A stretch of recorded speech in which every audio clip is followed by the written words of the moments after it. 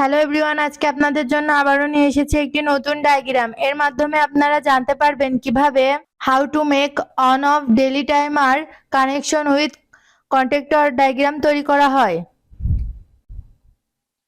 On off daily timer contactor 1, contactor 2, motor 1, motor 2। Red first phase positive line contactor 2 তে connection দেওয়া হলো। Yellow second phase positive line contactor 2 তে connection দেওয়া হলো। Blue third phase positive line contactor 2 তে connection দেওয়া হলো। Negative line contactor 2 এর একটি টার্মিনালে কানেকশন দেওয়া হলো। First phase second phase third phase positive line contactor 1 এ কানেকশন দেওয়া হলো।